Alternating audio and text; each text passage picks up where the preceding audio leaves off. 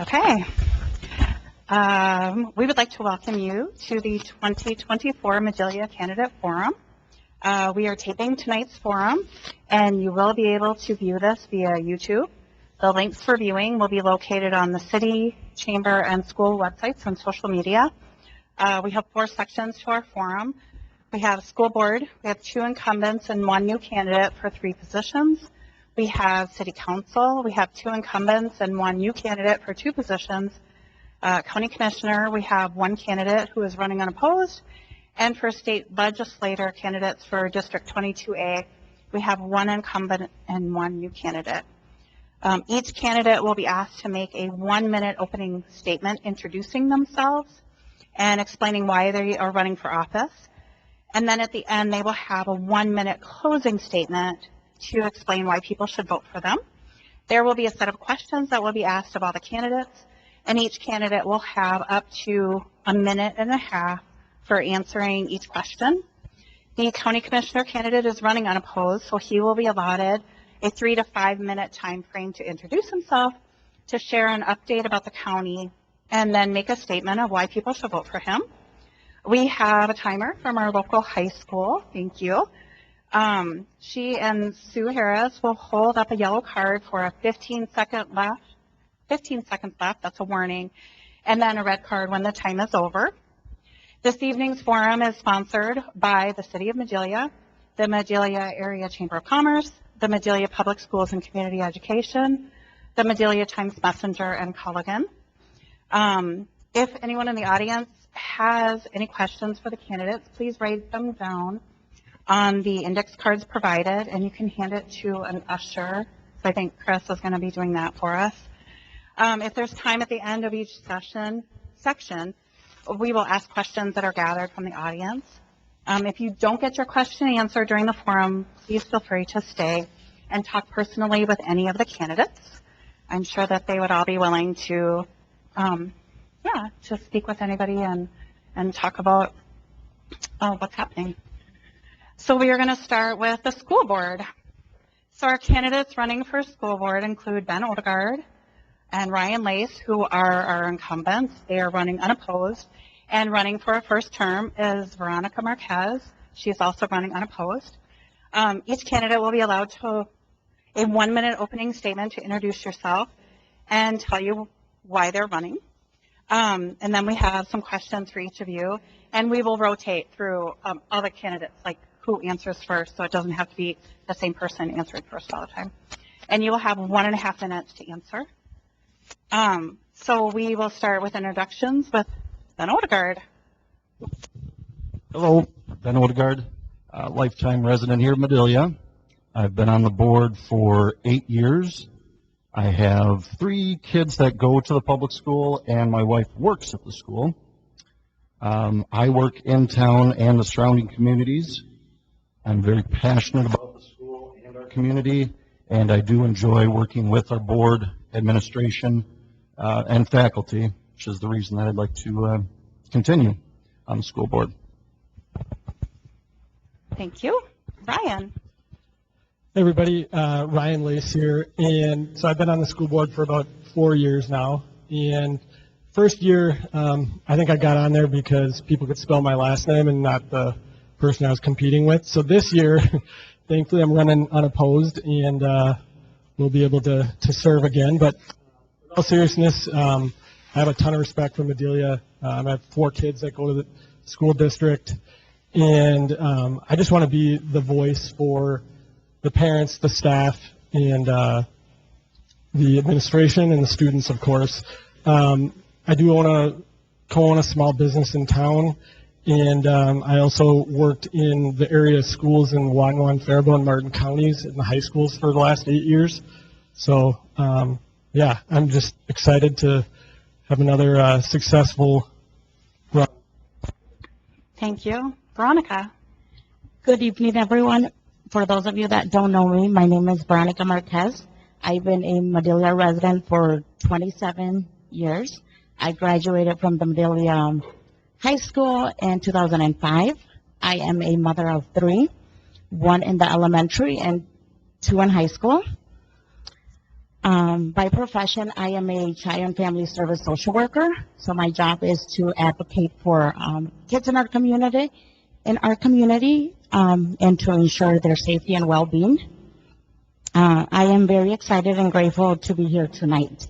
The reason why I'm running for the school board member is education has always been important to me, and I see the value in it. Thank you. Thank you all. Okay, our first question will go to Ryan first. We collaborate in many ways with the local community and area schools for some programs and services. How important do you feel this is, and what areas would you like to see strengthened or changed? Can you ask it one more time? Sure, of course. Another second to think about it? Not a problem. We collaborate in many ways with the local community and area schools for some programs and services. How important do you feel this is, and what areas would you like to see strengthened or changed? Yeah, that's a great question. So, we collaborate on a lot of things, like whether it be sports or with Riverbend, which is a board that I serve on, lots of other things, lots of other community things. And, one of the benefits, of course, of that is that financially, it's something that we need to do as a small district. We need to collaborate with outside organizations, schools, and things like that to make sure that we can deliver the best product. And the other thing is, I think there's always an opportunity to collaborate more with businesses. I'm not saying that we don't do that, but I just think that education in general could give a huge benefit if we continue to collaborate with business, make sure that we're giving students the skills they need that is needed by our businesses for the workforce. So I think continuing to collaborate with business and reaching out to hear what their needs are is critical. Thank you. Veronica, you are next. We collaborate in many ways with the local community and area schools for some programs and services. How important do you feel this is, and what areas would you like to see strengthened or changed? That is a very good question. Like I mentioned earlier, I have two kids that are in the high school. They both play soccer. So, I see the importance of collaborating with other schools to make those sports and events happen. With our community being small, I am very grateful that we can collaborate with other schools, so our students have the opportunity to do those things that if we wouldn't be collaborating with other schools, that could not be possible. I also feel that it's really important to collaborate with other schools. As education, I think it's, like I mentioned earlier, it's really important, and I believe that we can learn from other communities and grow together so the students in our area or our kids in our area can be successful in the future. Thank you. And then we collaborate in many ways with the local community and area schools for some programs and services. How important do you feel this is, and what areas would you like to see strengthened or changed? Yep. Absolutely. Both of these two hit it on the head here. Co-oping has been a big opportunity for us with other districts to give our kids more opportunities as far as extracurriculars. So I do think that is important, along with CTE as well. Opening up other opportunities for kids that aren't necessarily going to college, but looking at career technical opportunities, and also just working with the local officials. Been on the advisory committee here, and just getting the opportunity to work with the city council here when we can meet and just talk about things, review things, whether it's park opportunities or anything related to what we have going on in town. So it's great to see the city and school working together so we can thrive. Thank you. Veronica, you are first on this next question. Academics, athletics, and the arts are valued at the Minnesota State High School League. Do you believe we provide enough opportunities in each of these areas? Yeah, that's a great question. I believe that we do, but of course there's always room for improvement. I would love to see, when I was going to attending high school, I know there was different classes that I took, and I am very grateful. Taught me a lot. One of them, correct me, I can't remember exactly the name of it, but it was like home ec. And my understanding that is not happening at the moment. I could be wrong. But I would love to see that come back. Also, like student learning. During that, I completed that class. I volunteered and I went to the elementary. And I believe doing that, taking that class, guide me to do the work that I do now. So yes, I believe that art, music, and all are very important for our students. Thank you. Ben, you're next. Academics, athletics, and the arts are valued at the Minnesota State High School League. Do you believe we provide enough opportunities in each of these areas? I definitely feel like we're making progress in the right direction here. We do have many opportunities available for kids, whether it's PSEO or the CTE, but also, like I'd mentioned earlier, just the opportunity to co-op with the local or other communities, I should say. Right now with soccer being with Wyndham and St. James and Medilia, it's nice to see that branching out, working together there. Moving forward here, we'll have wrestling and track. That's going to be co-oping with St. James, so it's just great to see that we have opportunities for more kids to be involved. Thank you. Ryan, academics, athletics, and the arts are valued at the Minnesota State High School League. Do you believe we provide enough opportunities in each of these areas? I always think there's room for improvement there. I think we do a decent job, but honestly, I think we can step up our game a little bit in some of those areas. And I know one of the things that my wife always talked about from when she was in high school was like mock trial and how that just made a huge impact on her life, and like choir and certain things. And one thing I've noticed in moving to a small town is just like programs fluctuate. And it's really hard, I think, as somebody who values some of those programs to see the fluctuation. Obviously with demographic changes and just generational changes, program numbers change. So some of that, it is what it is, but some of it, yeah, I think we could improve on. Thank you. Ben, this question goes to you first. The Minnesota Department of Education is stressing the importance of equity in education. Do you feel the Medilia schools provide an equitable learning environment? And what could we work on, or what are we doing well in this area? Sure. I do feel like we are making very good steps in the right direction here as well.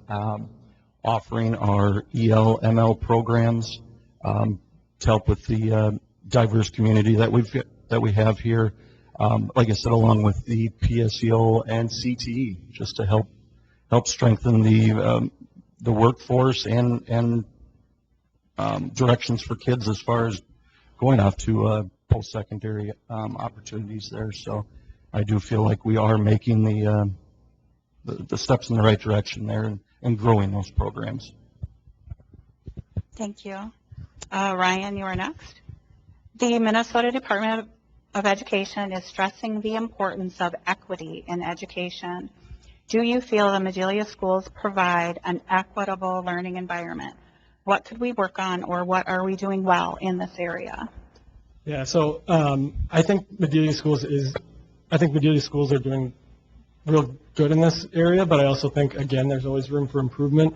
As somebody who's been in every high school in Watonwan, Faribault, and Martin County and worked there for 8 years, I can tell you that we are ahead of the game in this department. But again, I think we do have work to do, and I think that actually starts with our board. So one of the first things that I did when I got on the board, the first meeting I had, I was like, why is the board agenda not translated into Spanish? I mean, we got, I don't know, what is it, 50 to 60% of our school population speaks that language. And this was in the middle of COVID. It's like, we need to do a better job in communicating there. I think in the last 4 years, we've come a long way there. And again, I genuinely feel that we're way ahead of the vast majority of the schools around here, but there's always room. Thank you. Veronica, same question. The Minnesota Department of Education is stressing the importance of equity in education. Do you feel the Madelia schools provide an equitable learning environment? And what could we work on, or what are we doing well in this area? Yes, following up what Ryan and mentioned here, I believe the school is doing a good job. Again, I believe there is room for improvement. As Ryan mentioned, our community, the Madelia Latino population, is growing. So I believe there could be some improvement done with that.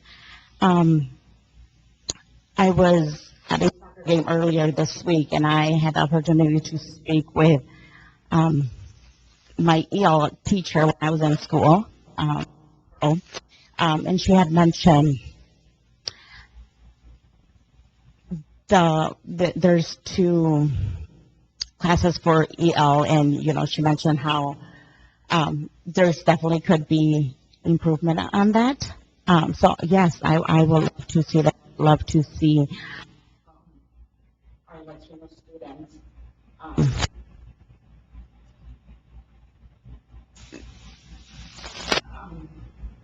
have an opportunity to grow. So Thank you. Okay, this next question goes to Ryan first.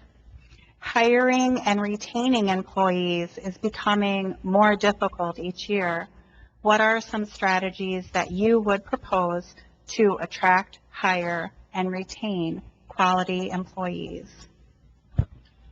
So I kind of thought this question was going to happen, because honestly, this is the number one issue, in my opinion, that we as a school district face. I don't think it's unique even remotely. So again, in the last 8 years in these high schools that I've been in, it was like every other day I was dealing with a new teacher because they were just like rapid like flies.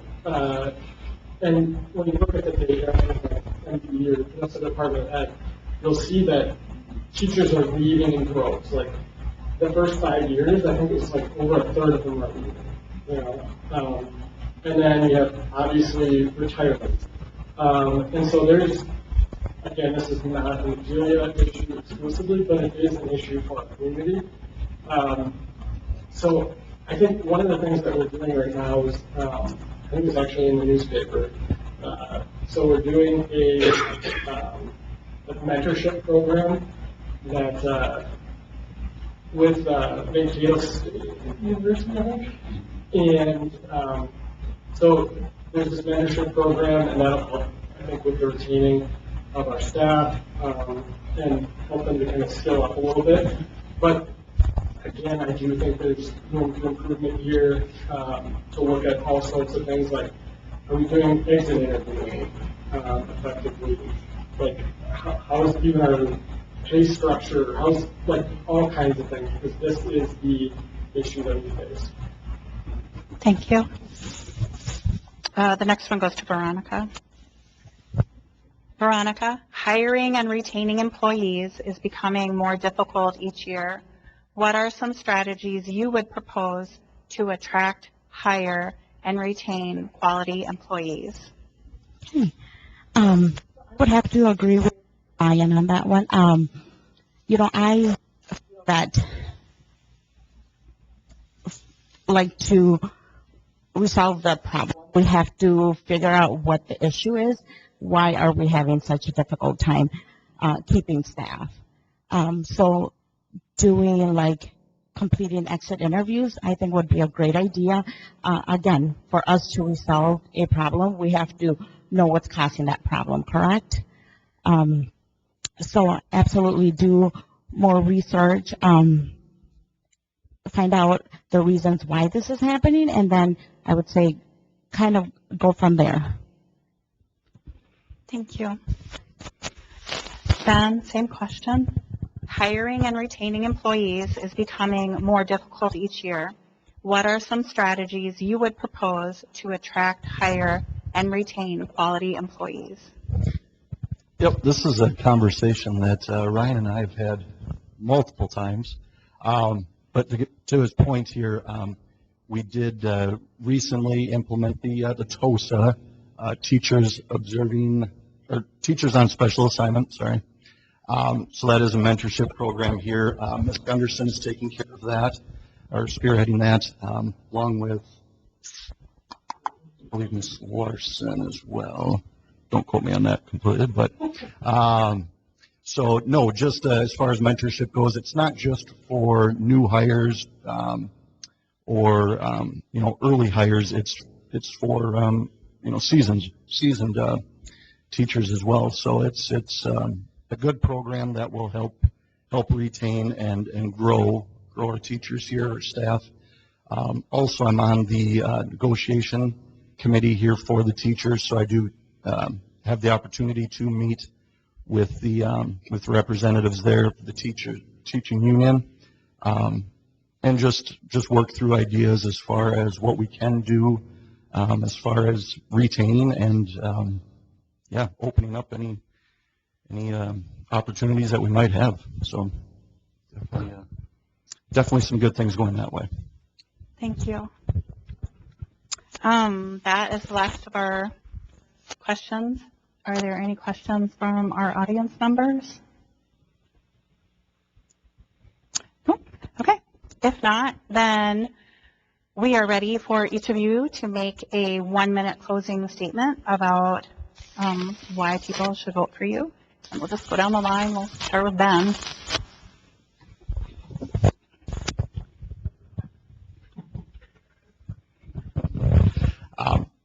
No, I really appreciate the opportunity here.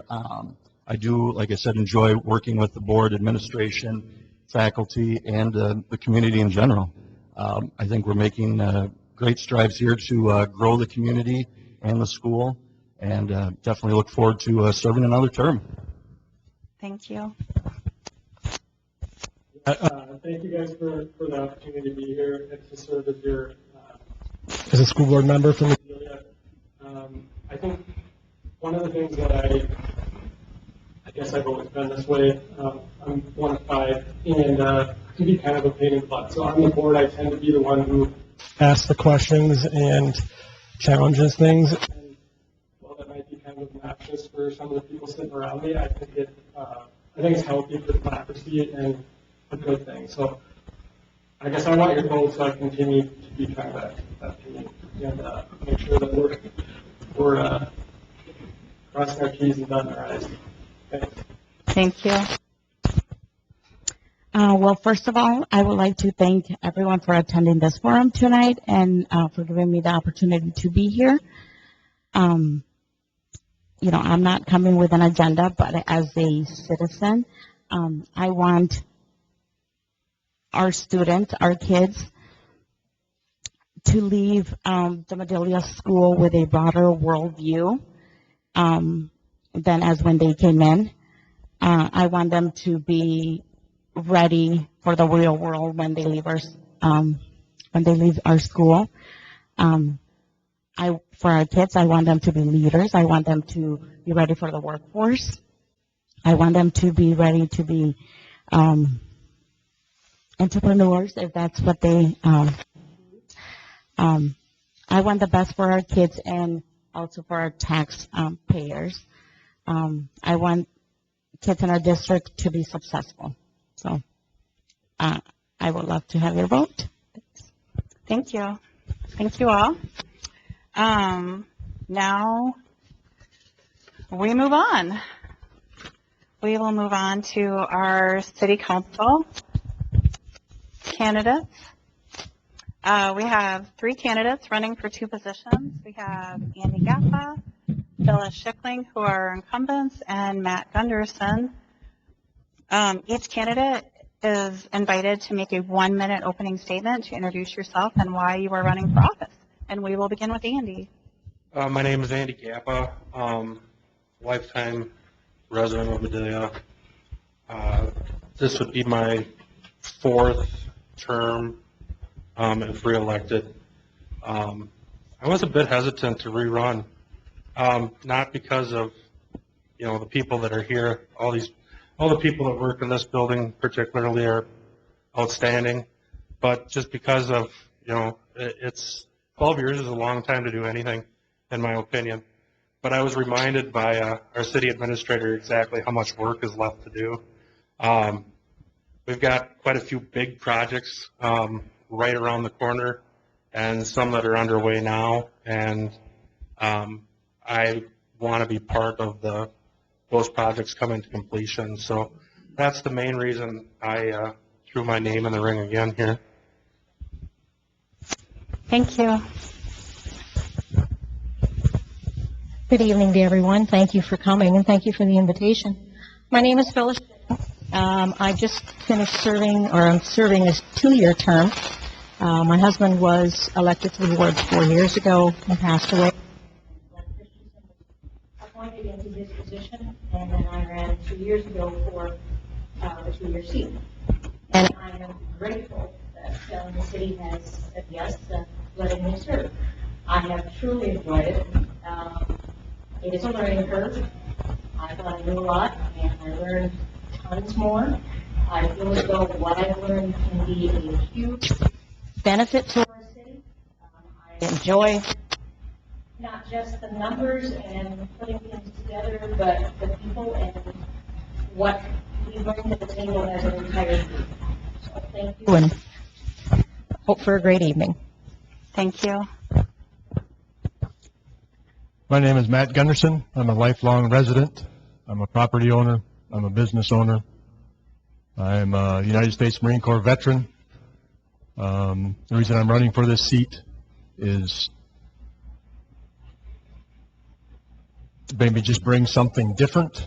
I think I have the experience based on the last 25 years of working in Madelia in different capacities. I think I know the people well. And thank you for your time. Thank you. On the question portion, each of you will be allowed a 1.5-minute answer and then a 30-second rebuttal from others if they want to input. So the first question will go to Phyllis. Ready? What are the major issues affecting our city, and what would you do about them? Major issues are finance.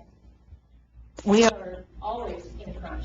We are sitting, the amount of tax base in which our county, within our area, actually contributes. If we were able to receive that back, we would be wonderful. But let's face it, we don't get all of what we put in. It goes to the metro. So we, as a committee, have to go through and try and get anything from grants to standing up there for our project that we've got coming up. Well, we've got a Center Street project, and if it hadn't been for the administration which we have, and going out there and getting it, we wouldn't be doing this. And that infrastructure is critical. We have to be advocates.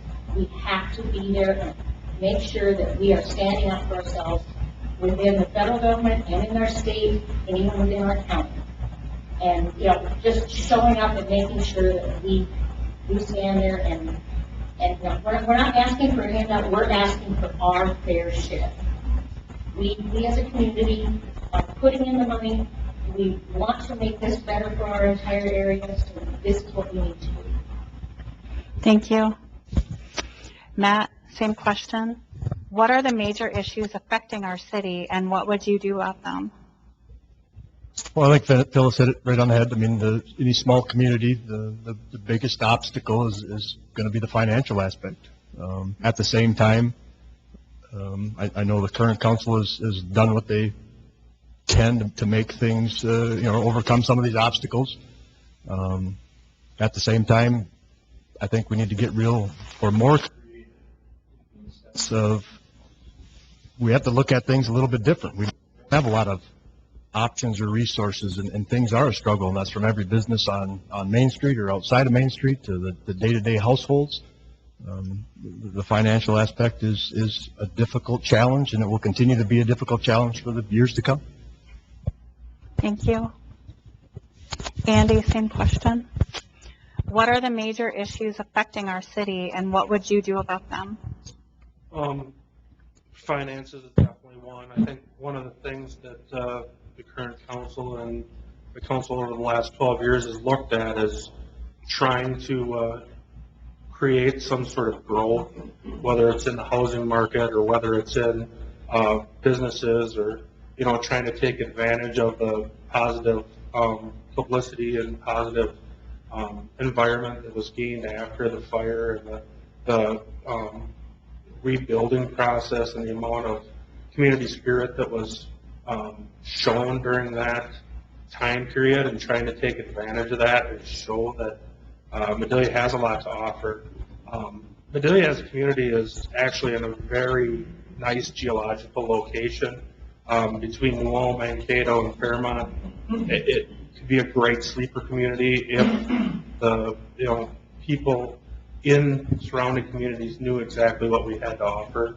And I think part of the things that we've been trying to do over the last 12 plus years that I've been, involved, is trying to do a better job of marketing Madelia, marketing it to the greater outstate and to other portions. Just trying to get some more exposure so that everybody can see how wonderful of a town it is. Thank you. The next question goes to Matt first. Matt, housing is a critical issue for our community. What would you like to see happen to deal with this issue? Yeah, housing is an issue. Andy's top, growing in Madelia would be great, but we have a housing issue. I've owned a number of rental properties over the years. They're constantly full. At the same time, with the prices the way that they are, building new housing and things like that to make it affordable for our community is a difficult challenge. Solution-wise, it's finding possible more grants or government assistance, but that's a huge challenge ahead, and it's a huge challenge everywhere, not just here. We're kind of out of space. We're limited to a number of areas and ability to what we're able to provide here. It's a challenge, and it will be one for the years to come. Thank you. Andy, same question. Housing is a critical issue for our community. What would you like to see happen to deal with this issue? I think it's something that we talk about internally a lot more than maybe it goes public. But there is definitely houses in town that are needing repair or in disrepair or vacant. Properties that could be, made better, made more livable, or made livable, period. Looking into the trailer park, for instance, I believe there was 12 or 14 vacant lots in the trailer park alone. We're working through the city and through CETA, looking at grants, looking at how we could get new mobile homes to fill those vacant lots and take advantage of that space. But we also have to look outside the box. I mean, if there's housing opportunities, whether it be low-income apartment complexes, or we've talked about 3D printing homes, or anything that might draw more interest or draw some sort of, even if it's just an intrigue factor to start, something that might just spark more interest and draw more publicity to town. But all those things are kind of easy to say and hard to do, and with limited resources, it's definitely things that are talked about, but not always that come to fruition. Thank you. Phyllis, same question. Housing is a critical issue for our community. What would you like to see happen to deal with this issue? We have a great deal of grant money out there and different programs that I wish were used more. When we talk about low-income housing and things like that, a lot of times we'll get a pushback on that because some people think that just because it's lower income, that makes the quality of the people less, and it's not. We have to stop looking at what you make in a living as being your buffer of, is that a good neighbor or not? Because you can have a rich neighbor and they're crap, and you can have a poor neighbor and they're the most generous people in the whole world. So we need to look at internally what we have and offer it to the people that are coming up. We've got weddings, we've got people, we've got graduating. Let's try and keep them here. A lot of kids will take one look at it and go, oh God, I want to get out of town. And they come back because they find out what's not out there isn't as good as what you've got right here at home. Because what you've got right here are huge opportunities because we are sitting in that prime location. We don't have a lot of lots that are open, but we've got opportunities there. And I know that, people will take a look at one construction company or someone who does remodeling on homes and things like that and go, well, they get all the business. That's not how it works. We got to work together. We have got to be our own advocates with each other. We've got to try. Thank you. The next question goes to Andy first. Andy, what ideas do you have to expand and support our local businesses and downtown? I think, we have to really just, shine a light on exactly what we have on Main Street. It's incredible to me when I talk to people from New Ulm or, Lafayette or anywhere, that come to Madelia for a movie and to go to Plaza or go to Hope and Faith or go to the brewery or just come and they just rave about Main Street and rave about the businesses on Main Street. I just feel like if they're not coming and seeing it, and they're almost doing a better job of spreading the word than maybe the people of Madelia necessarily are sometimes. Maybe we should take it a little too much for granted, and we need to be a better advocate for what we have. And I think that's a key point. I think some of the other things are, this year with the devastation of the flooding and stuff kind of put a kibosh on Park Days, but that Park Days weekend is the best weekend to get what Madelia has to offer out to everybody. It shows everybody in the surrounding area what this town can be and what it is. And I was devastated when it didn't happen this year, but I'm hoping next year with the all-school reunion and everything else coming, it really gets everything, out in the open as to what we can and what we are as a community. Thank you. Phyllis, same question. What ideas do you have to expand and support our local businesses and downtown? Our downtown is a jewel. We need to look at it and appreciate it and appreciate every businessman that is there. Trying to make sure that when you think about wanting something that you're not running to Menards, go to the hardware store. I can't tell you how many times, it's the idea of, well, maybe I don't want to go out, but I can get something ordered. And I can either pop up and get it or get it delivered. We have got businesses that aren't just downtown. We've got, we've got the resources out there. And I think that, for us, that wonderful magnet that I've got on my refrigerator that tells me all the different phone numbers for all the different companies that are in town. It's like a little jewel almost, because we don't even appreciate everything we have. We have a hospital, we have a clinic, we have so much, and we have so much to offer. And the support that the council has constantly been there for. And like Andy said, we really shined after the fire. People's pride in our town and bringing it back, you couldn't say enough about just everyday people that just kicked in and helped. So for us, we need to make that shine all the time. We need to make sure that the businesses that just aren't on Main Street are also being, looked at and going, hey, we can shine on these people. Thank you. Matt, same question. What ideas do you have to expand and support our local businesses and downtown? The last number of years, I know everybody's eyes get big when they talk about new business and all these other things happening for this. If I'm elected, the focus to me is got to be on what we have on a daily basis. Every one of the businesses, if it be on Main Street, off Main Street, just outside of town, if city offers something to Madelia. Every one of those businesses has struggles. They all are different.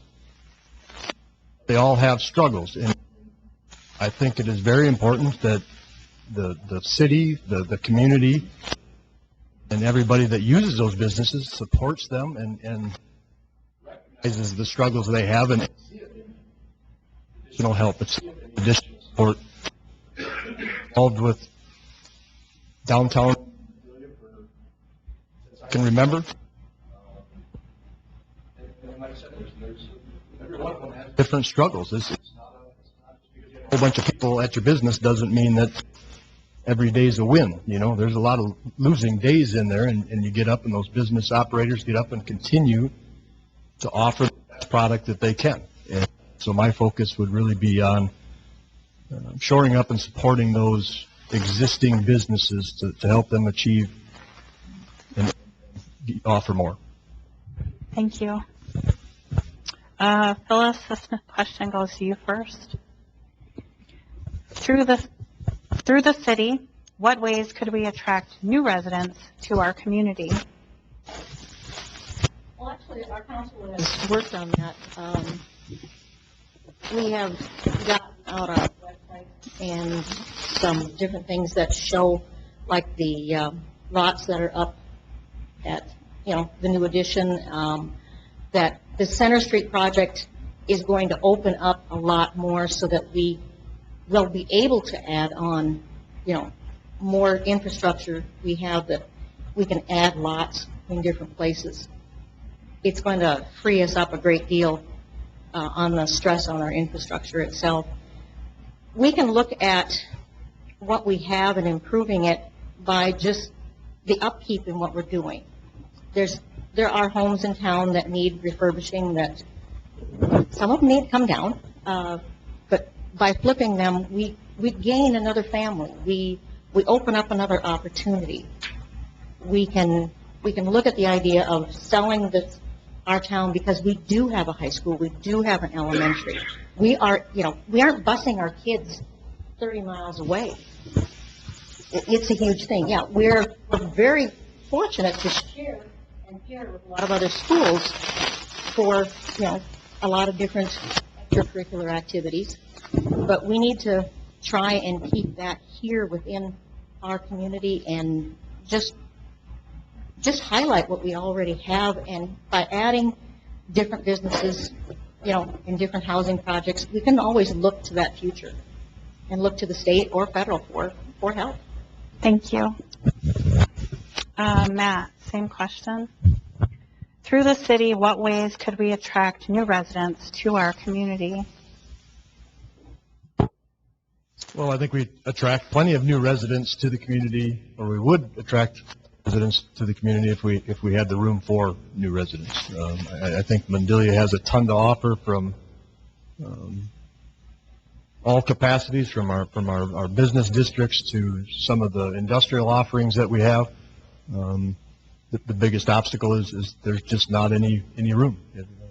Number of the individuals that own rental properties or apartments or any of those areas, there's always a list. It's a wait, so it's a difficult solution until we find some housing options to allow our population to grow. Thank you. Andy, same question. Through the city, what ways could we attract new residents to our community? I think with working with Mark, and we kind of did an advertising campaign or a web advertising campaign. One of the things that kind of came up most often, or one of the things that was pitched to market Madelia more, based on location and based on the fact that we are, basically between New Ulm, Mankato, and Fairmont, as a veteran community, is also that we're pretty well set up with high-speed internet and utilities, having our own power generation, that we're an excellent community to be a remote worker in, and pushing that as a selling point. You're not going to be out of power. You have your own fiber provider. You have your own internet provider. If you work from home, Madelia could be an excellent place to live and work. But Matt spoke to the housing shortage, and there definitely is a housing shortage. If you look online at any one time, there's never more than 2 or 3, maybe 4 houses for sale in Madelia. And when you look in other communities, there's multiple houses for sale all over. So it speaks to the want and the attractiveness of Madelia, but it also speaks to the fact that there is room for growth. Thank you.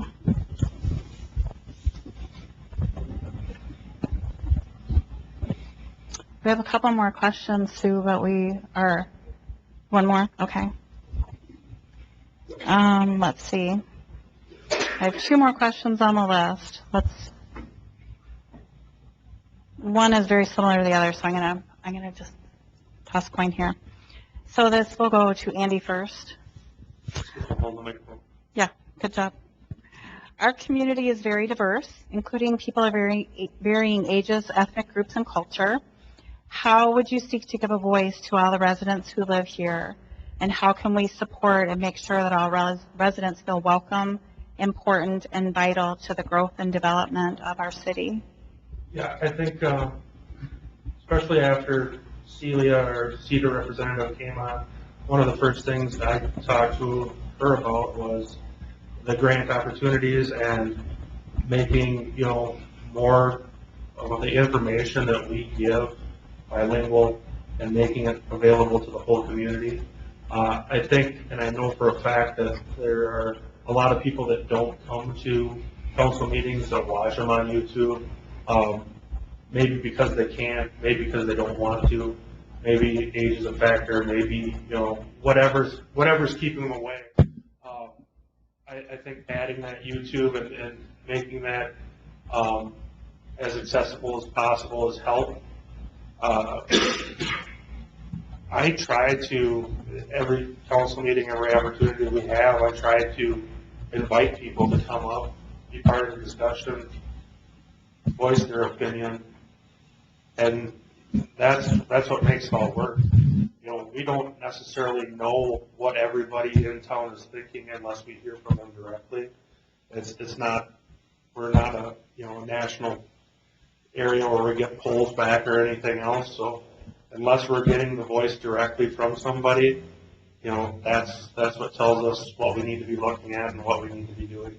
So I try to be as open and inviting as possible in all those conversations. Thank you. Phyllis, same question. Our community is very diverse, including people of varying ages, ethnic groups, and culture. How do you seek to give a voice for all residents who live here? How can we support and make sure that all residents feel welcome, important, and vital to the growth and development of our city?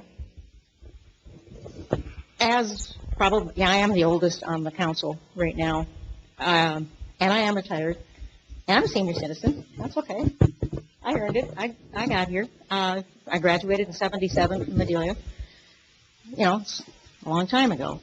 But I know that there's a lot of people out there that feel a bit intimidated about coming in. And what I'm proud of us doing is that we are on YouTube and that we put ourselves out there, that we have the ability to be bilingual within our city hall itself. We're very proud of that. I mean, there was a huge Hispanic population even when I was in high school. And there was always conversations going on. You know, they taught German back when I was in high school. That's my heritage back there, German and Italian. So, yeah, it's, for me, growing up in two households, you know, go one way and it's all German talk, and go grandma and grandpa's, it's all Italian. I understand that language barrier, you know, when your grandparents didn't always speak English. So, for me, I don't look at it maybe in the same way as other people because I've already been in that situation. Maybe not the language that is being more spoken in town, but being Spanish. But I think for us, we have tried very hard to bring that out and show people that we want them to come in, and we're happy to translate or get you whatever you need to understand what's going on. Thank you. Matt, same question. Our community is very diverse, including people of varying ages, ethnic groups, and culture. How could you seek to give a voice for all the residents who live here? How can we support and make sure that all residents feel welcome, important, and vital to the growth and development of our city? I think it comes down to two things: communication. You know, there's a number of individuals from information and things like that. Some of it's their own fault. Some of it's passed over, and you know, miss the updates and things like that. I think that the communication side of things is very important, to be able to get the right word to the right people so they do know what's going on, and then inviting them to be part of the discussion. And I think sometimes that just gets missed. And like I said, sometimes that's the individual's fault, but it can be intimidating to be here and singled out because your viewpoint is different than others. But I think by welcoming individuals and allowing them to speak their minds sometimes is all they really need, and then they do become more involved in their community. Thank you. Do you want to take questions from the audience? Do we have any questions from the audience? I have one. Want me to just say it, or? Sure. Okay. Works for me. Yeah, so, this past month, you guys, the city council, approved up to a 10% levy for next year, increase in the levy. Last year was a 10% increase in the levy. And, you know, that's just unsustainable over an extended period of time. My own personal property, in 2 years went from 269 to 338 of assessed value, but yet my county portion of the tax, actual paid went down, the school tax actually went down, but my city tax, I'm actually paying more. And, you know, I look at things, you know, the unfortunate thing at the golf course, for example, and I look at cities like Edina, which is a Coney city, closing one of their city golf courses. I look at the cities of the first class like Rochester and Duluth, looking at closing some of their golf courses. And I look at us kind of rushing, what I look at, rushing into reopening our golf course.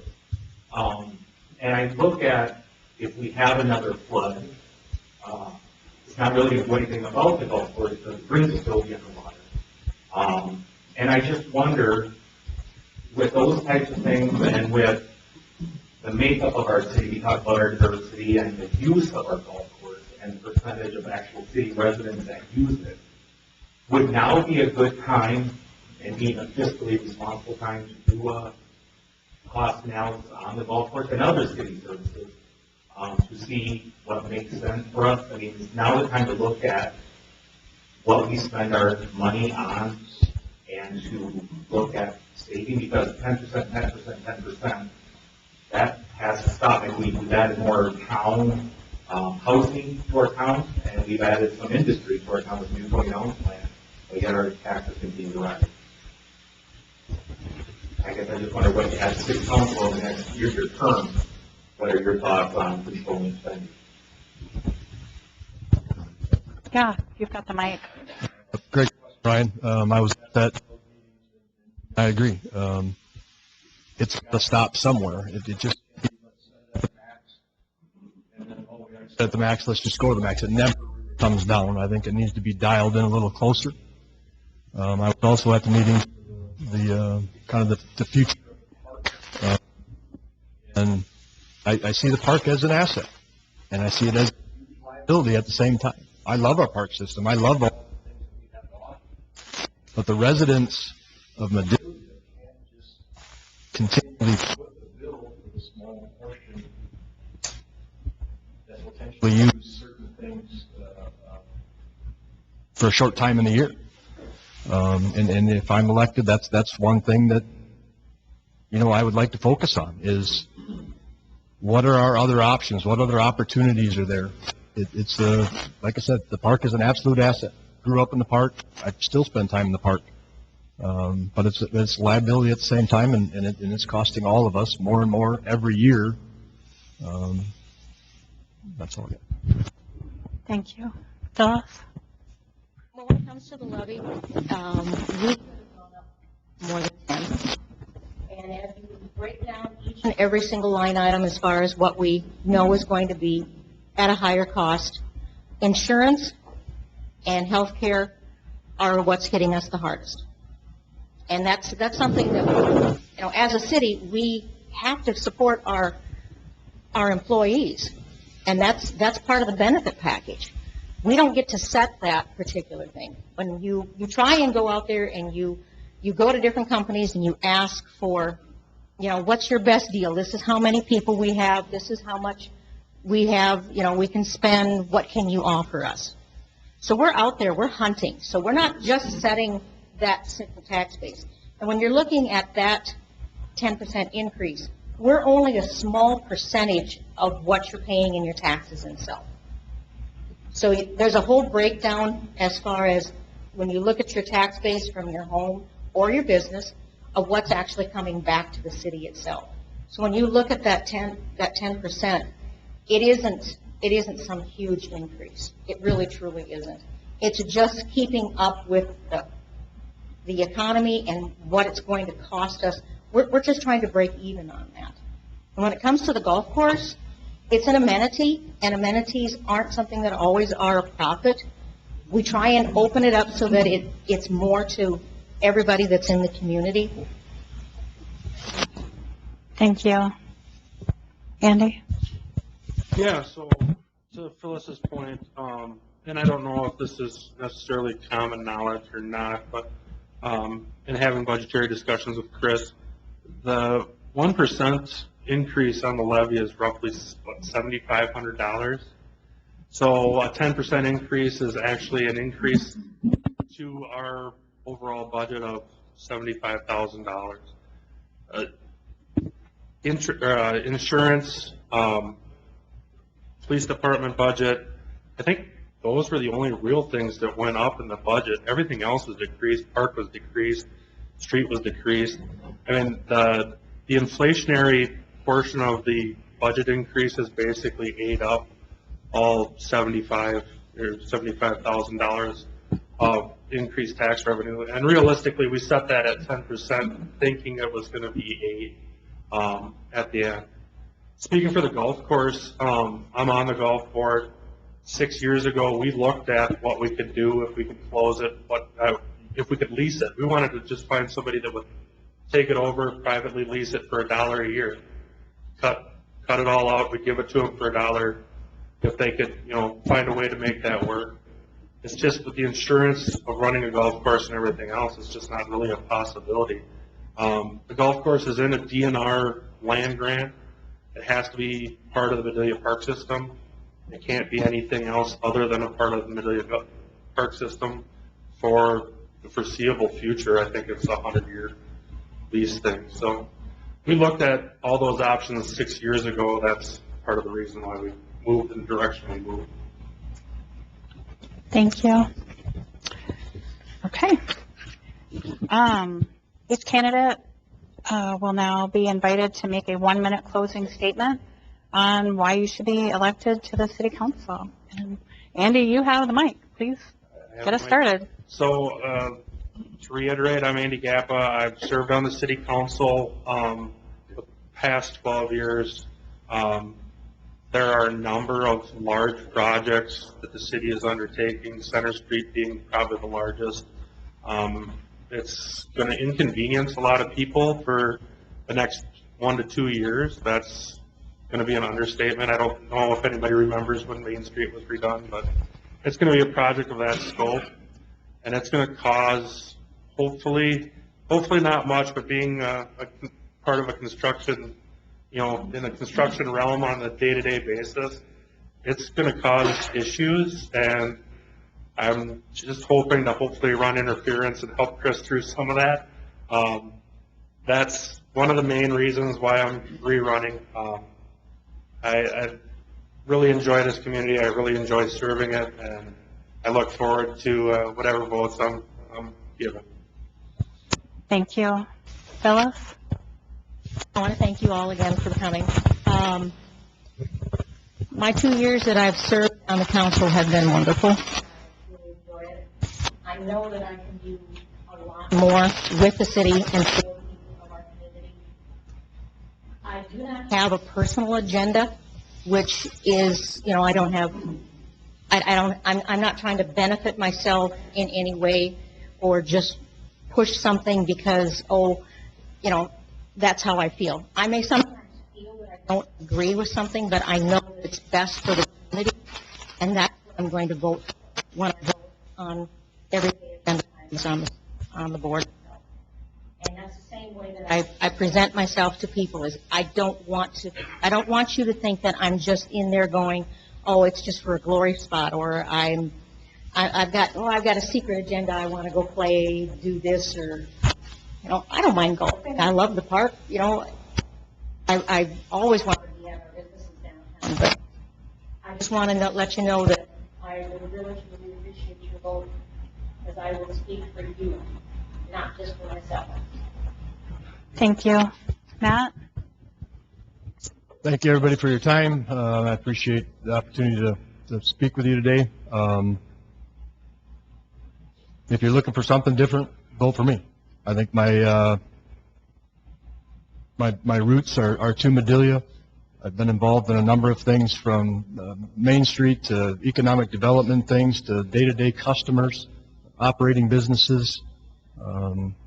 If you want something different, I'm going to say that I'm it. Thank you. Thank you. Okay, thank you so much to all of our city council candidates. Now, we introduce our county commissioner, Jim Peterson, who is the incumbent. He is running unopposed. Jim has been invited to make a 3 to 5 minute statement introducing himself and identify the opportunities and key issues that you would like to work on for the city and the county.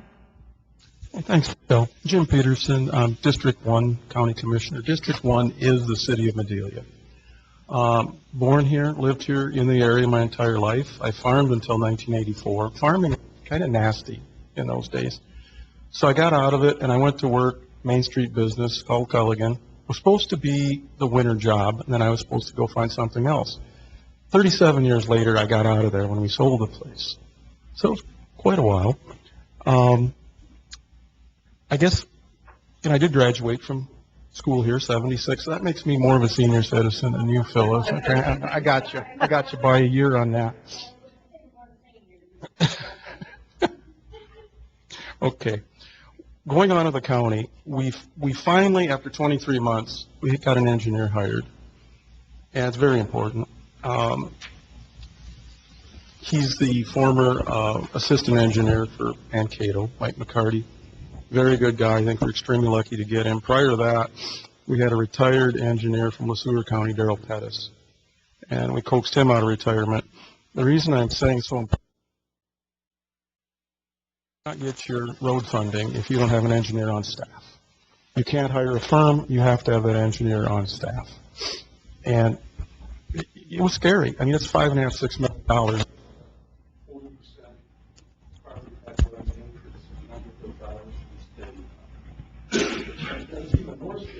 2023 legislature, with Representative Olson's help, got us $13 million in the city for the reconstruction of Center Avenue. Well, the problem is Madelia is under 5,000 people, so they can't take that money from the state. The county has to act as a conduit. We couldn't act as a conduit without an engineer. So I don't know who was eating more Rolaids when we didn't know if we were going to have an engineer, because Darrell was going to retire. It was Chris Fisher and myself. We were both getting pretty worried over this, because I went to the engineering phase, because those funds now come to that conduit as well. So that was good, but I just like to thank both of those guys, because and there is a shortage of civil engineers in the state, which makes it very difficult to get one and retain one.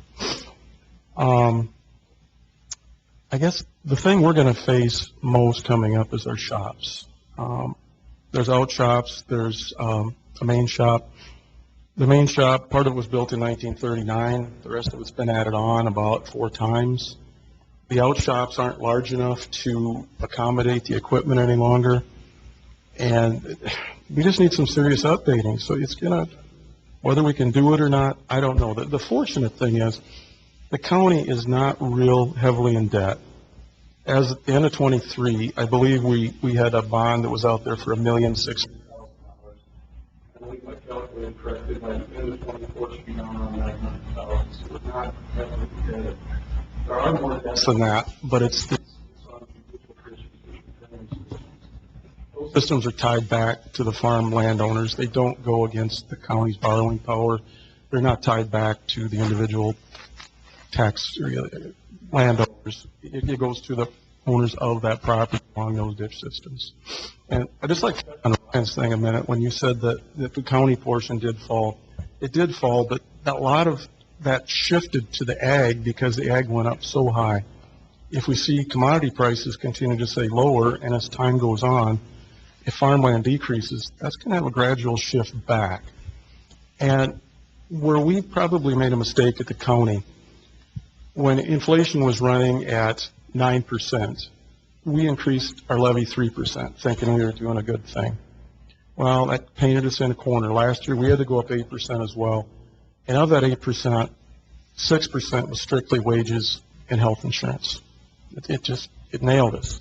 So hopefully this year we're going to be down around a 5, I think. But hopefully we can come under that going down the road. The thing that has to get accomplished in the next few years is Joy Avenue. I don't know if you all saw the rains, the flooding. It floods West Main Street. It floods First Street Southwest. And the previous engineer that is retired, he discovered, years ago it didn't flood. And when he discovered, there used to be a 48-inch culvert going diagonally through the city somehow. And that was replaced. That's quick already? I was going to have tough getting 3 to 5 minutes. Wow, I got to shut up. And that was replaced in 75 with a 12-inch pipe. So obviously it's not going to take it. So that needs to be reconstructed. And it has to happen. Give me one more. The thing that the main reason is there was always a disconnect between, at least I felt when I was mayor of the city of Madelia and the county. And nothing intentional, but I've been attending, I'm going to guess, 90% of the council meetings? I think it helps. You know, it keeps the county informed of what the city's doing, and the city can ask questions of me. So who's ever in this seat down the road, I hope the citizens of Madelia insist that they continue to attend these meetings. I think it's definitely a good thing. So thank you. Thank you, Jim. Okay. Now we will introduce the candidates running for House Seat 22A. We have our incumbent, Bjorn Olson, and Marisa Ullman, who is also running for the seat. Each candidate will be invited to have a 1-minute opening statement to introduce yourself and explain why you are running for office. And Bjorn, we will begin with you. Well, thank you so much, everyone. Thank you to the city, thank you to the chamber, the school, and all the other sponsors this evening.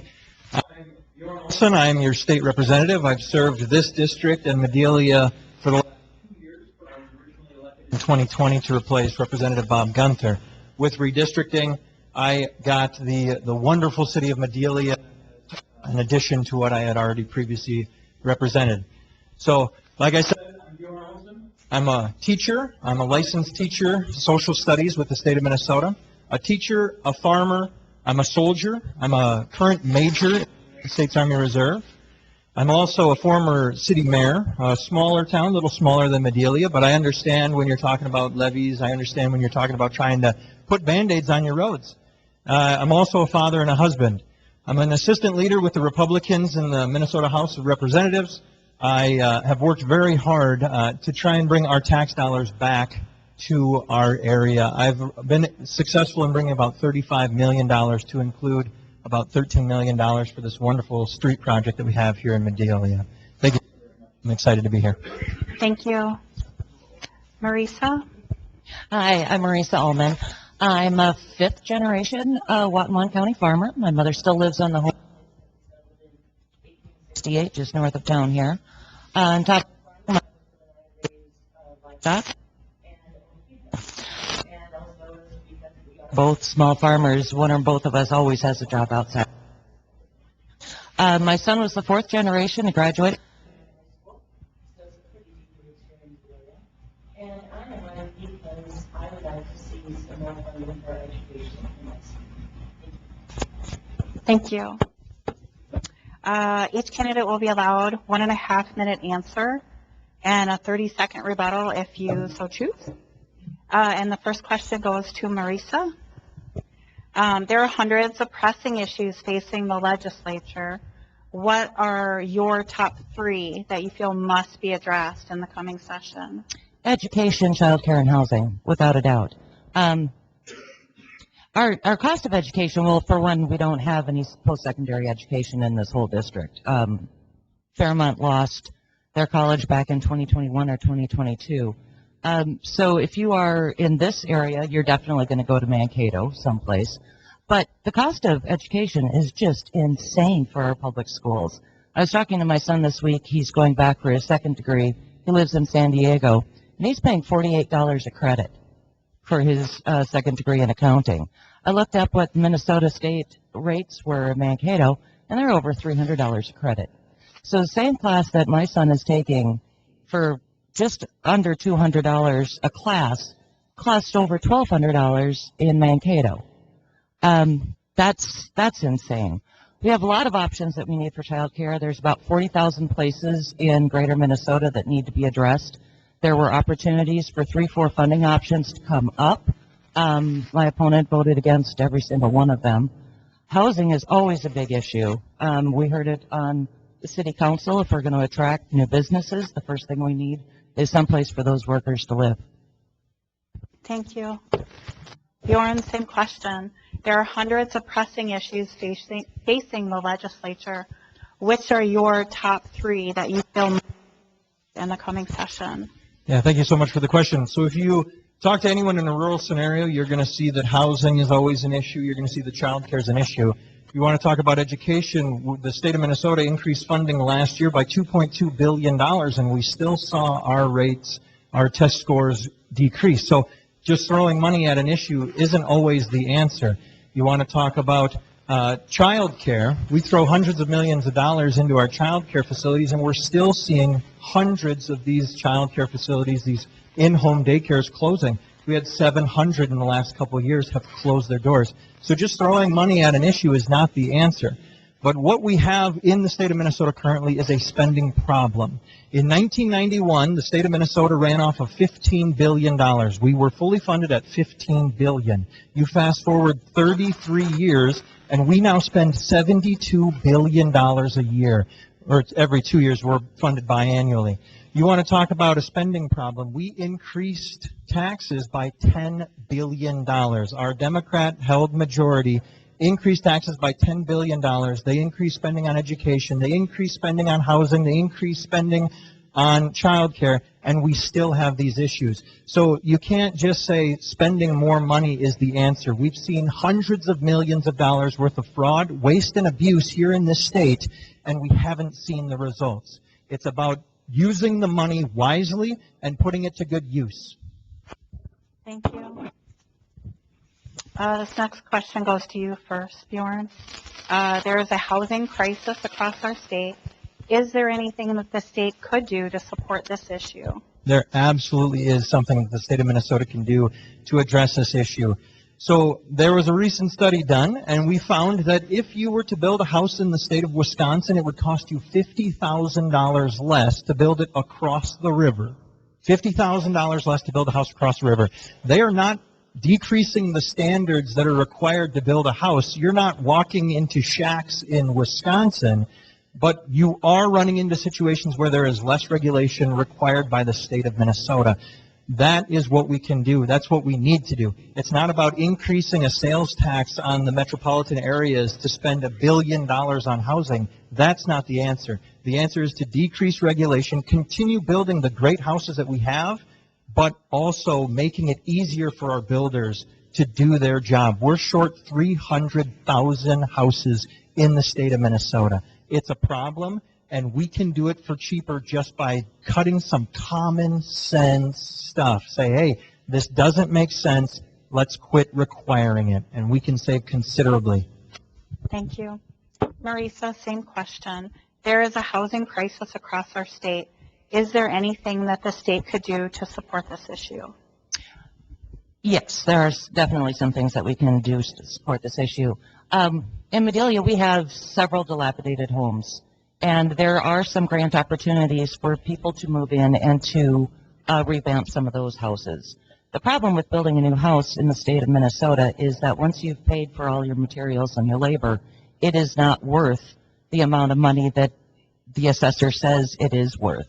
And so you're not going to be able to get financing for that type of house. But if we go in and see the types of houses that could use a $50,000 grant or could use a low-income or a low-interest loan, that's a beginning way of being able to start revamping some of these houses.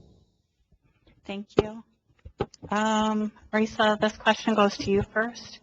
There is a child care crisis in Minnesota. The state is developing a whole new set of standards that are being worked on with a proposed execution by 2028. Many, especially home child care providers, feel that these increased standards could put them out of business. How do you provide quality care for children and have legislation that is reasonable for the providers and the children that they care for? Well, I think the regulations have, in many cases, gone too far. I was talking to a group of home health care or home providers down in Martin County, and they said that there was a situation where if somebody saw an ant, that they had to completely fumigate the whole place or something. Well, that's obviously gone too far. Pendulum swings both ways. There do still need to be regulations in child care. Nobody wants to send their children to a child care that doesn't have any regulations. But one of the biggest costs for daycare that's outside of the home is the capital costs of keeping that building. And so if there are some ways that you can work with lowering some of those property taxes and working with some of these people who actually want to start a facility, that's going to be a big start. Thank you. Bjorn, same question. There is a child care crisis in Minnesota. The state is developing a whole new section by 2028. Many, especially home child care providers, provide quality care for children and have legislation that is reasonable for the poor. Thank you. That's an excellent question. I was just speaking with a woman a few weeks ago, and she said, Bjorn, I'm looking at building having an in-home daycare, but when I look at the mountain of paperwork that Minnesota is requiring me to fill out just to begin the process.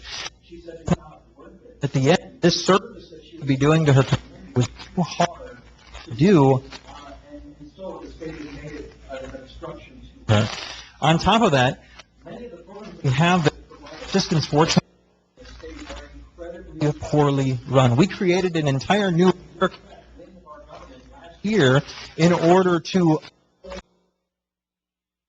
new jobs where our taxpayer dollars are going to put their thumb down on these in-home daycares, these daycare child care centers. On top of that, we've seen the Office of the Legislative Auditor has seen almost $100 million worth of fraudulent claims within these child care programs.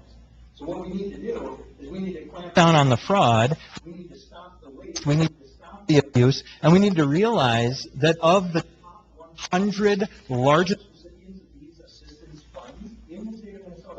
top 100 child care facilities, 98 of them are in the metro, which means we are not receiving the assistance that we need in rural Minnesota to provide the necessary child care that we are trying to provide desperately to our constituents. That's what we have to do. Remove the fraud, the waste, the abuse, bring those dollars to rural Minnesota. Thank you. The next question starts with you, Bjorn. Climate legislation has been established with targets for the future of our Minnesota cities. How do you propose to support our cut energy costs and the use of fossil fuels? This is going to be a real difficult one. So Federated Rural Electric is the cooperative that I speak with the most, and they say, Bjorn, this is going to be really difficult for us. We're going to see issues like what they're seeing in California. They said the rates are going to increase, energy is going to be harder to come by, because guess what? We're going to be 100% clean energy in 6 years. They tell me it's impossible. They tell me that there's no way they can sustain this. So we need to look at it realistically. I'm not saying we shouldn't move in that direction, but we can't jump off a cliff in that direction. We have to do it measured. There's nothing wrong with going cleaner. There's nothing wrong with being friendly to the environment. I advocate for that as well, but doing it in a common sense way that doesn't ruin us and ruin our bills. You've seen Minnesota's energy rates have increased higher than the entire country's. We are one of the highest in the form of increases in the country. And it's because of these great idea fairies that are running around telling us we have to do it and we have to do it immediately. No questions asked. We're going to get it done. That's what they say. We have to take a measured approach in everything we do, and this is a big one. Thank you. Marisa, same question. Climate legislation has been established with targets for the future of our Minnesota cities. Do you propose to support our cities to cut energy costs and the use of fossil fuels? You know, it's funny. When I was a senior in high school in 1992, this was our year-long subject for speech and debate discussion. And so a group of kids would gather every single Saturday morning at different high schools along the path, and our whole lives we have been told we can't do it. We can't do it. It's the regulation. It's going to cost too much, and everywhere stop along the way. We hear this with acid rain. The idea that we can't meet the goal completely doesn't mean we stop trying. You can't let the perfect get in the way of the really good. And so just to say because there are some regulations, we can't do anything, it's just insane. My husband and I, we were talking to a solar provider this summer, and it was going to cost $68,000 for us to put solar in on our farm, and that's a lot of money. But our biggest problem with not going with solar was our battles that we were having with Benco. They don't want to hook us up to the infrastructure. If somebody is not there who's going to let you hook up to that infrastructure, there's no way we can ever get any further. And so when we do something very basic like telling a company like Benco, which has got to be the worst. I mean, if God sneezes, we lose power. That's for sure. But when we remove some of these barriers that the companies are putting in for those of us who do individually want to go green, we're going to be making some progress. Thank you. Marisa, this question goes to you first. What is your position on unfunded mandates for schools, which are a direct hit to the school's budget? These include the payment of unemployment over the summer for the 9-month school employees, along with the increase in paid family medical leave. Look, our cities are having the same problems that our schools are. The cost is rising for every single thing that we do. And the answer cannot be that because somebody had some fraud, nobody gets to have any funding. One of the problems with local government aid, and I think it's a similar situation with the school board, is that back in 2003 when Pawlenty was first elected governor, he decoupled local government aid from inflation. And so for the last 20 years, local government aid has been trying to catch up. And so we see it here in Madelia with a 10% levy and a 10% levy, where if our local government aid was continued to be tied to inflation, we wouldn't have that issue. Now also, we're looking at a 5.5% levy for the county, and they're also looking at a sales tax. But good grief, we're lucky we're not living in Blue Earth. They're looking at a 27% levy. Winnebago's looking at a 17% levy. And so what Madelia is able to do with the funding that they do have and still keep it at a 10%, I think should really be commended. Now, not funding a mandate, I do not understand how we have a mandate that's unfunded. Someday I'll figure that out, but I don't know what it is now. Thank you. Bjorn, same question. What is your position on unfunded mandates for school, which are direct hits to school budgets?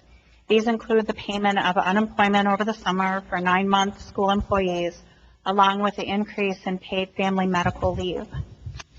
Absolutely. So those are just two of the numerous mandates that the state of Minnesota has placed upon our school districts. 2 years ago, I think the number was 62 mandates that the schools were required to do. They said, hey, here's a great idea. We're going to write a bill. We're going to require you to do this. Whatever happened to the idea of, here's a big check, educate your students? And that's where I have always looked at, and that's what I would like to pro-offer, is there are obviously mandates that make sense, right? You have to educate every child to the best of their ability. That is common sense. There are other things that don't make sense in a southern Minnesota school district that maybe make sense in St. Paul. But what needs to happen at the end of the day is if you're going to tell them to do something, you're going to have to pay for it. The two that you mentioned, the Earn Sick and Safe Time, the unemployment insurance, as well as the school bus driver in unemployment, that's going to be devastating. And we are seeing across the board school districts who received $2.2 billion extra dollars last cycle, they're increasing their taxes. They're saying, hey, we need to go out for an operating referendum. Why are they doing that if we've funded the education portion? Because the mandates and the cost of those exceeded the amount of money that the state gave. It's wrong. We need to take a real huge step back when we're talking about what the schools have to do. You know what they have to do? They have to educate our kids. They have to prepare them for the future. And anything else that takes away from that needs to either be funded or cut out. Thank you. Bjorn, the next question goes to you first. A workforce is important for every community. As you have traveled and worked throughout Minnesota, what actions do you see communities taking to develop and attract the needed labor pool to support the local jobs? And how would you lend support in the legislature? Perfect. So there's this really excellent program that Fairmont Area Schools is doing, and it's a public-private partnership between some of their manufacturing organizations and the school. So if you go to Fairmont High School, you can also receive a welding certificate. You can become a welder, and you can, upon graduation, work at Zerke-Built and make $50,000 a year as an 18-year-old. That is a wonderful avenue in which you can have a great, successful life in your own home community.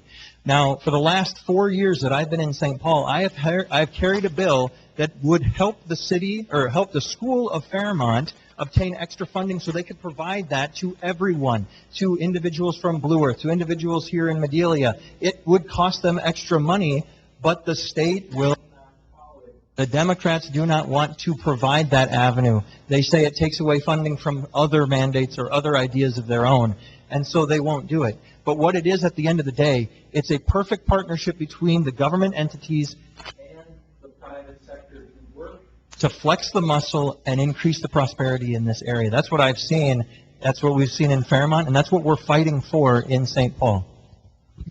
Thank you. Marisa, same question. A workforce is important for every community.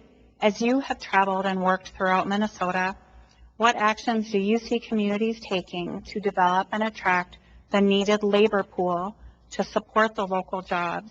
And how would you lend support in the legislature? Well, again, we live in a district where there is no post-secondary education.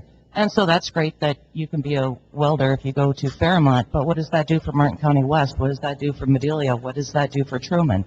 That's a great program. We could definitely expand on that. When my husband was in school here in Madelia, there was a vocational program. There was a vocational school over in Hanska. A lot of people got on the bus in the morning, learned a trade, learned about 5, 6 different kinds of trades, got on the bus, came back. Now, that has been replaced by a school-to-work program where instead of necessarily learning a trade, they're just getting out of school halfway through the day to go and have a job. Well, hopefully they're getting some training when they're doing that, but I know a lot of the kids that we were talking to just went to go get their job, and after the first 2 weeks, they had learned all they could in that job. My husband and I also worked with Mr. Lace, where we did have an employee through the summer who was an at-risk youth, and that was a great program. I would like to see definitely some more of those kinds of programs continued, and maybe make use of our summers and not make sure that, most of our kids, teen employment is sky high. But if we use some of that time that they were working instead of the 15, 20 hours a week and just devoted 5 to 6 to 10 hours a week in an actual skill. I was in Rochester where they train electrical workers at the IBEW, and I will tell you that story another time. Thank you. Can I take 30 seconds and comment on what it does do for Martin County West? What good does it do for Grenada Hunt? It does a great amount of good because currently the Fairmont area schools is offering this to any individual who wants to take it. So they also provide Saturday courses. That was what I was trying to get them extra funding for. They're doing it out of their own budget, of their heart, and what is a support for their community, which includes everyone within driving distance. So that's what good it does for Martin County West. That's what good it does for Grenada. That's what good it's doing for Blue Earth.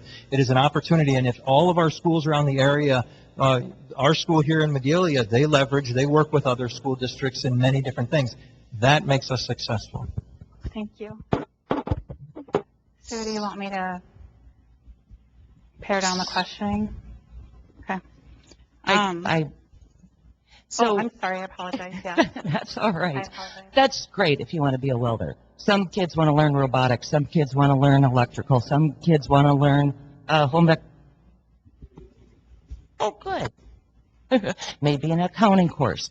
But these things left to individual classroom and each individual schools cannot be their way forward. It creates an unequal education opportunity depending on what school you go to.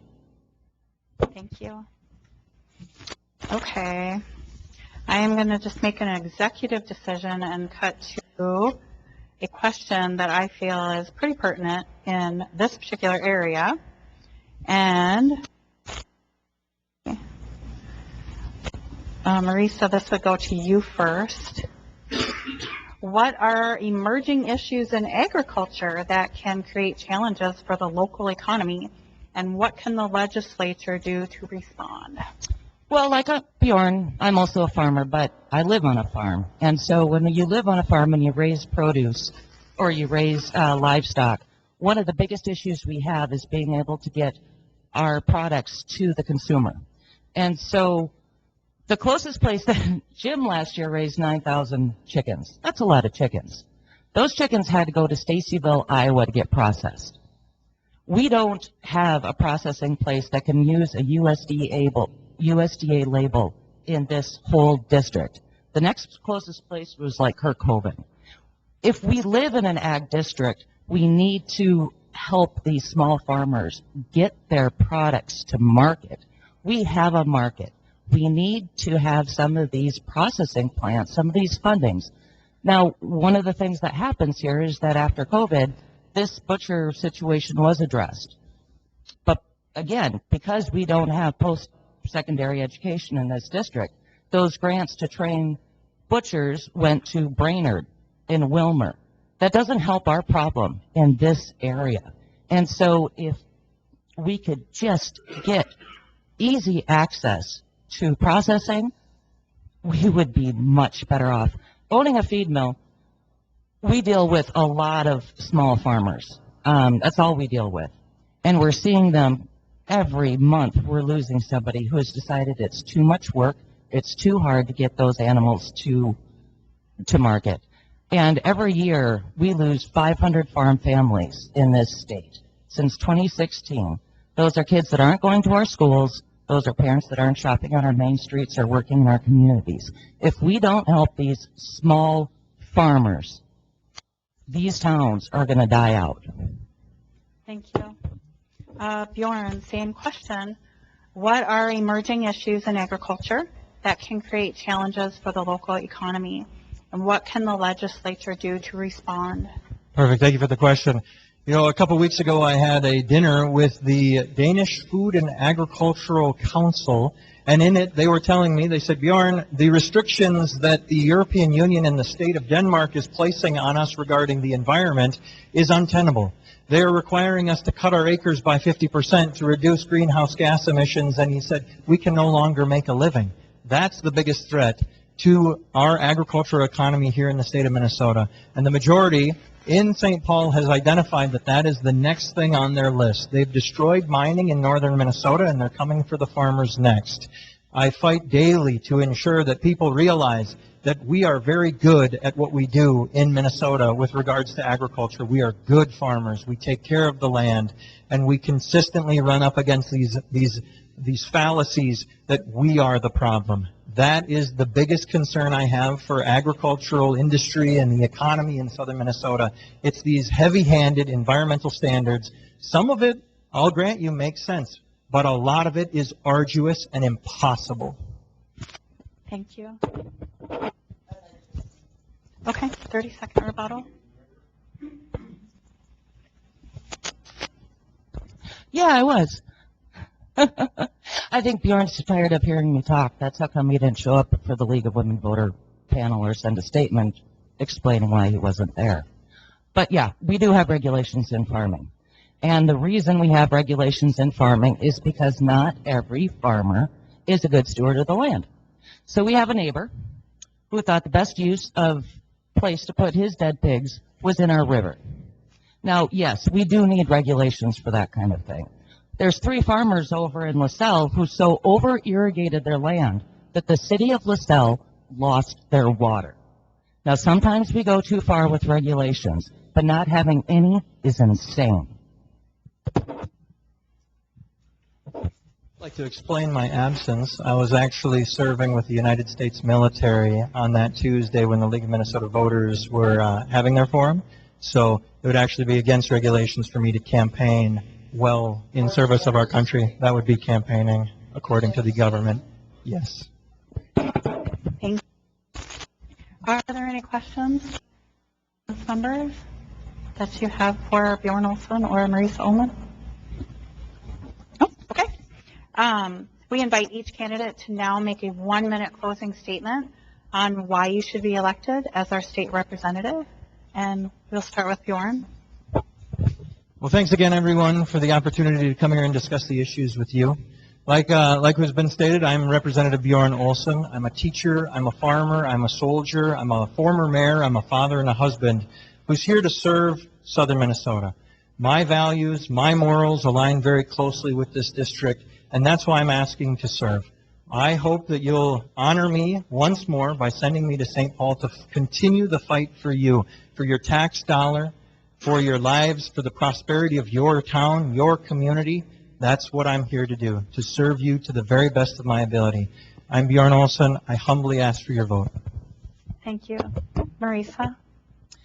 My name is Marisa Ullman, and I would also appreciate your vote. I'm running against a guy who said in Fairmont that his only priority was to stop the spending of the Democrats. And I would like to say, after listening to the city council, that we need that spending. It's called investment. It's called investing in our communities. It's called investing in our families. It's called investing in our schools.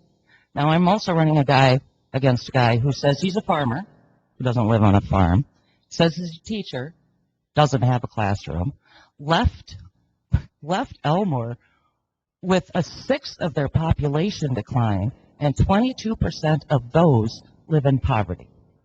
So this is what he did to Elmore. Don't let him do that. Continue to do that to our whole district. Rural Minnesota needs a voice and somebody who can talk to both the Republicans and the Democrats in the cities, because I understand that rural divide. I've lived in a city for many years of my life, and I choose to live here because this is truly the best place to live. Thank you.